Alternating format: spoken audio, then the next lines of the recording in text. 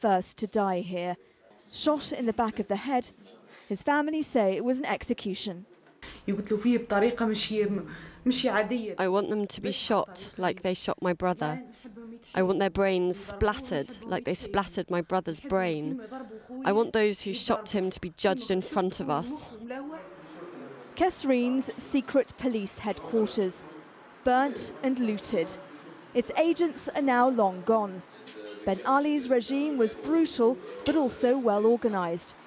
As time passes, finding the truth about what happened here will become increasingly difficult. Nazanin Moshiri, Al Jazeera, Kesreen. Well, let's find out what the weather's up to. Steph Goulter, our senior weather presenter, is here. So it's tornado season, isn't it, in the States? That's right. They have quite a long tornado season, really. Goes on from the end of winter all the way through to about midsummer. The peak times are actually between April and July, but we saw some Monday night into Tuesday, and we've got some pictures. This is the remains of a house after being struck by a tornado.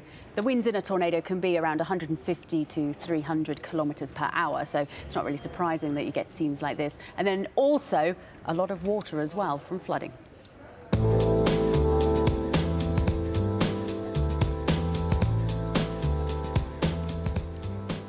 So here's the satellite picture then, which clearly shows this area of cloud along the eastern coast. That's what gave us our tornadoes and very heavy downpours. It is now clearing away, and as we head through the next 24 hours or so, really it's only going to be Florida that's affected by thundery downpours, and the far southern tip of Florida will still see one or two as we head through Wednesday. Behind it, it's going to be an awful lot cooler than it has been Washington, D.C., getting to around 14 degrees. Further west, it's already been really quite fresh along the eastern coast over the past few days. More cloud, more rain and more snow as we head through Wednesday. LA struggling there to around 18 degrees. Now further south, we've been hearing reports of flooding through many parts of South America over the past few days, and the clouds have continued to give us some heavy rains over the past couple of days too.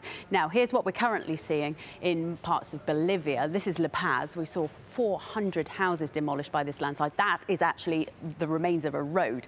So clearly more problems there, people beginning to gather their pieces back together after that. And here's what we're now going to see over the next few days. Very heavy rains there along the northeast and also down towards Rio. But for Bolivia, it does look like the rains will be easing a bit. Still some heavy rain though for us across the Mediterranean. This intense area of low pressure will continue to bring flooding rains.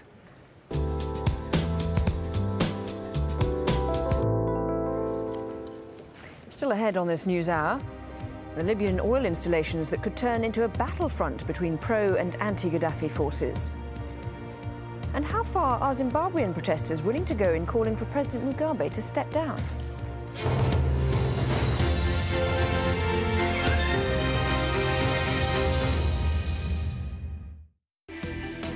We do accept that there was very bad mistakes made in our banking area. Behind the headlines, most South Koreans are not interested in reunification. Is the inside story at this time on Al Jazeera. A popular uprising that shook the country to its core. A defiant president under siege from his people. As the protesters took charge of the streets, we look back at the events that are changing Egypt. I will stay on the air if I can until the police come. In a special program, Al Jazeera gives you a day-by-day account from those that witnessed them firsthand. Egypt burning, at this time on Al Jazeera. The relocation of the Ahmadiyya has magnified the issue of religious intolerance in Indonesia. Is this inevitable in a multicultural society? And is the government turning a blind eye? 101 East at this time on Al Jazeera.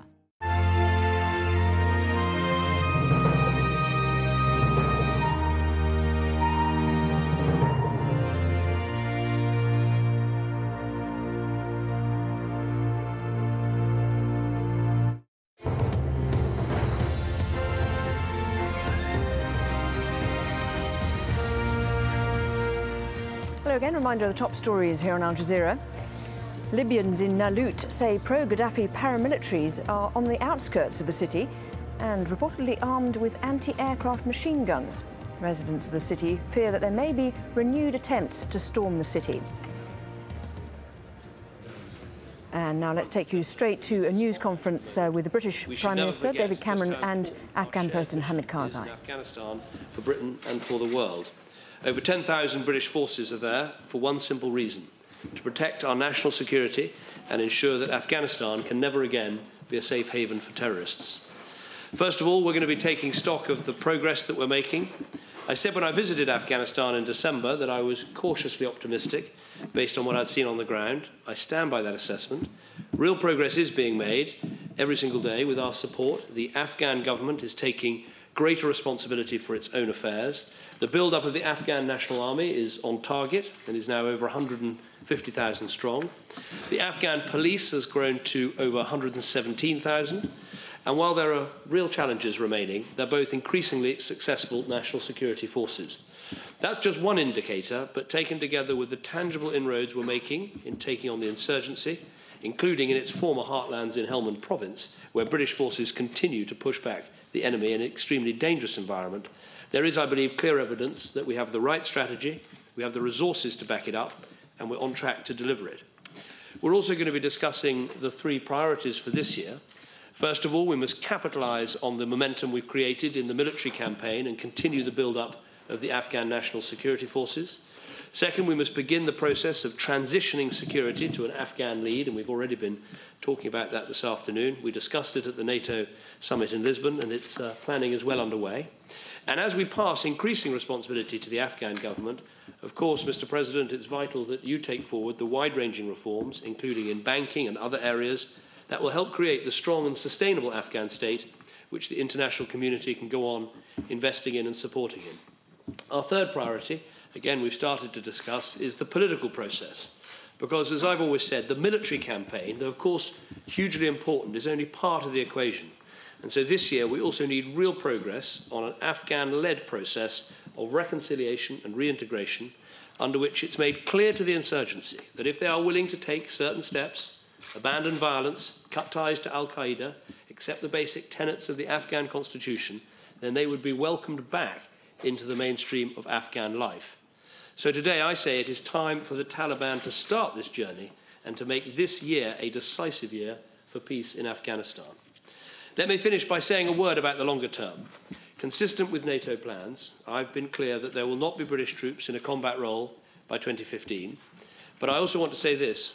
President Karzai, beyond 2015, Britain and Afghanistan will continue to have a very strong relationship, a relationship based on diplomacy, on trade, on aid, on development, on military training, above all on friendship, because Britain is an all-weather friend, not a fair-weather friend to Afghanistan.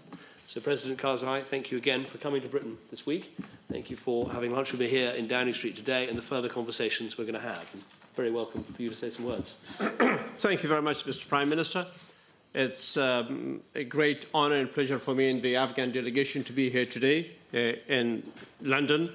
And thank you very much for your very warm hospitality and very friendly welcome.